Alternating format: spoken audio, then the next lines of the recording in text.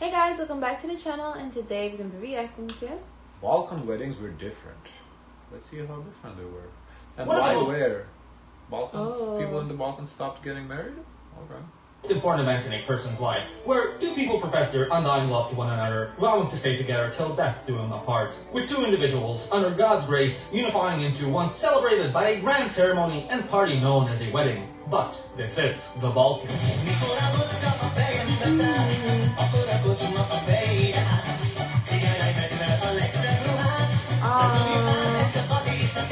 The Balkans indeed are a magical place, where the average person's diet consists of a slab of meat, coffee, and 5 cigarettes, and all the laws of physics cease to exist. As such, it is no surprise that weddings here are a bit different. Being in a region that has been plagued by war, death, destruction, and presidents coming out of a fridge, a wedding is one of the events that brings enormous amounts of hope and reason for celebration. Thus, unlike the ones in the West, which are only celebrated for a couple of hours before a couple officially start their countdown to divorce, in the Balkans a wedding is not for soft little sissies, and is celebrated the entire day, by the end of which one's liver will be more shriveled up than a mudskipper in the Sahara, and you'll wake up in a hospital hooked up to dialysis. Yeah, in Lithuania it's 2 days. The I second, thought it was 3. No, it's 2. Second day is kind of, just like,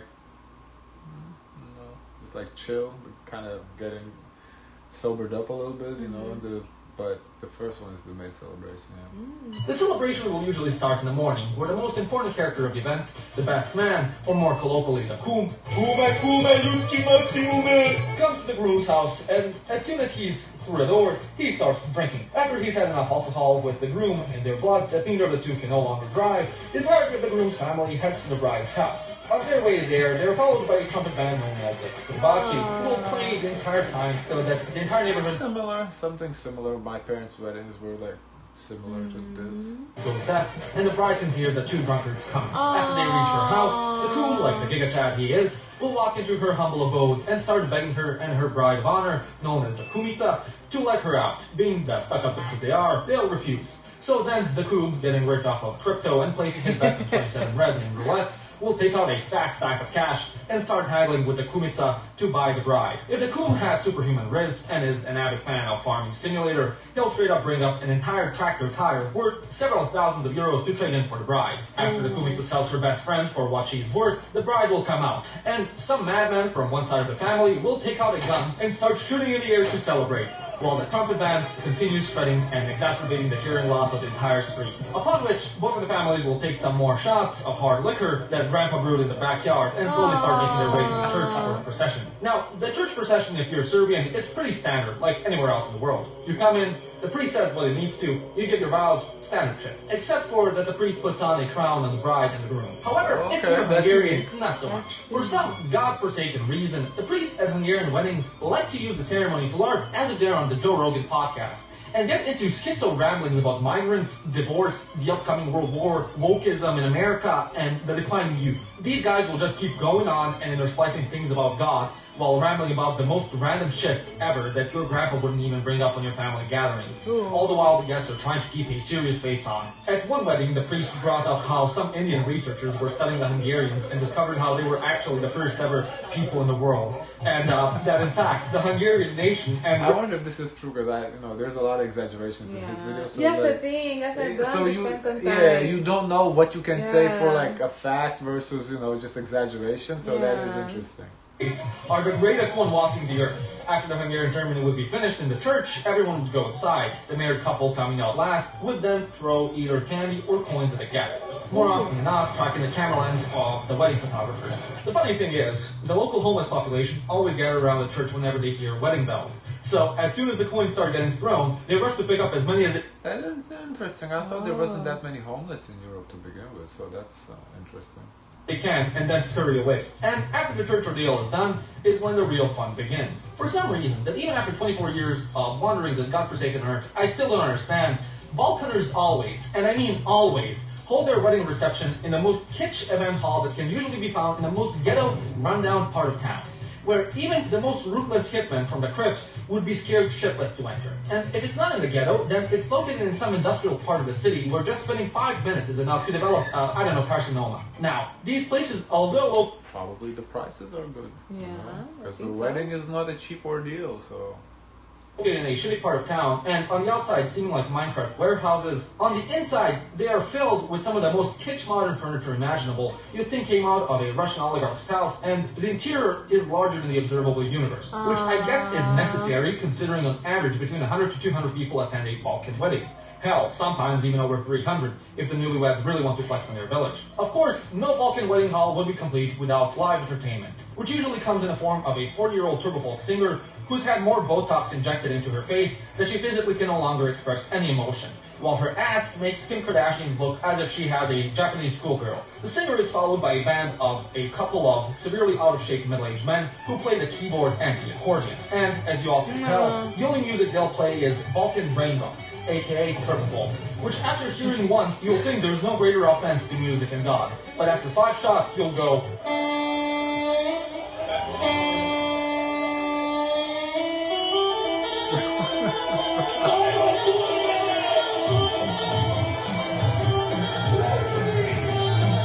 and think it is the truth or not, you know how much is exaggerated. It is. He does make funny videos though. It is funny. Best thing in the world, and nothing else comes even close to it. However, on the off chance that the newlyweds don't host their reception at a wedding hall, then most likely the wedding will be held in some village house or ranch in the middle of bump nowhere, which has been converted to an ethno-house restaurant and is run by 3 old fat women who do everything from cooking to the cleaning and catering. In that case, instead of plain turbofolk, there's a good chance that instead there will be a traditional band, or if you're extremely lucky, a gypsy band that will play the greatest music you'll ever hear in your life.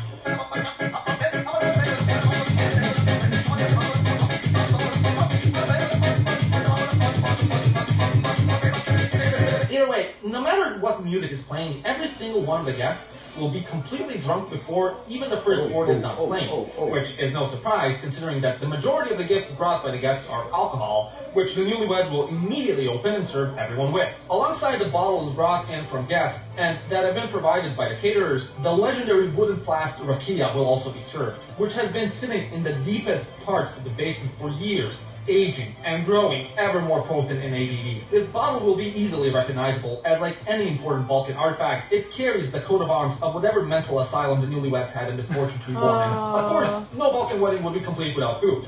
When the guests first come to the hall, they're served with the pre-appetizer, which usually consists of confectionery sweets such as mustard balls, chocolate mini cakes, wafer cookies, and kefla, which usually the matriarchs of the family spent the entire day making. Oh, the food looks good though. Yeah, it makes me want to go to a wedding because the food does look good. The day before. After the first initial round of drinking is done, the guests are then served with the appetizer, which is a shit ton of cold cuts, cheese, spread, and of course Russian salad, which is more mayonnaise than salad, but no important celebration of the Balkans is complete without it. Then after that... Yeah, I guess it's called Russian salad. That's what we eat too. I don't know, I never knew the name for it in English, so I guess Russian salad is the word for it.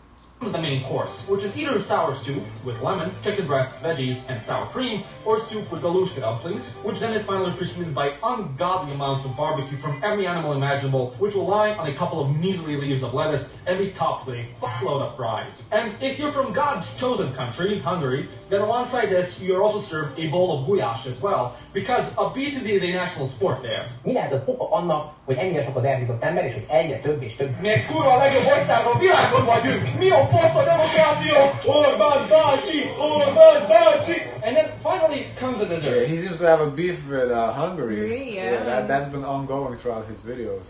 Naturally, like in any wedding, this will be a multi-layer wedding cake.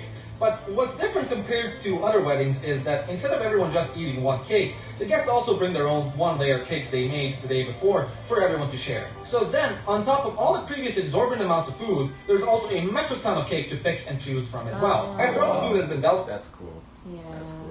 We love cake over here, so that's cool. Amazing. with, and everyone has developed type 2 diabetes, everyone returns to drinking and regular festivities. Except in Hungary. Now, for other Balkaners, as I mentioned before, the kum is the most important player at the wedding. In Hungary, although still important, he is relegated, and the main man of the show is the Vőfély. The Vőfély essentially serves as the wedding organizer, and is sort of like the host that entertains the guests and makes sure that everything goes smoothly. Unlike the other guests, who will wear basic outfits like a suit and tie or tuxedo,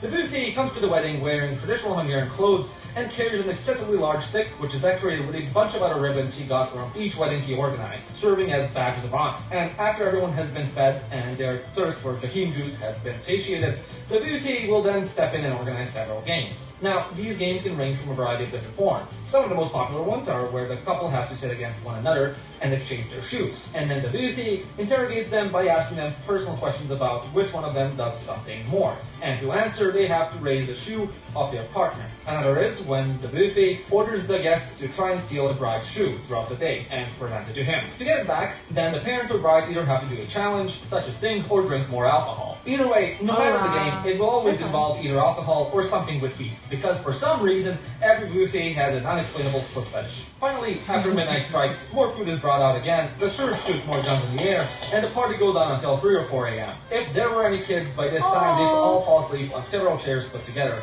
and be completely out despite the music blasting harder than an AC/DC concert. By the end of it all, when everyone is getting ready to go home, all the excess food gets packed up in Tupperware and handed off to the guests, and the wedding finally comes to an end. And yeah, that would be your typical Balkan wedding. Have you ever been to one? What has been your experience? Interesting. He's funny. Yeah, he is funny. I don't know when he exaggerates, when it's true, but it is definitely funny, that's for sure. Guys, of course, let us know your thoughts. Don't forget to like, comment, and subscribe. Join the Discord and Zoe's. Share as much kindness as possible.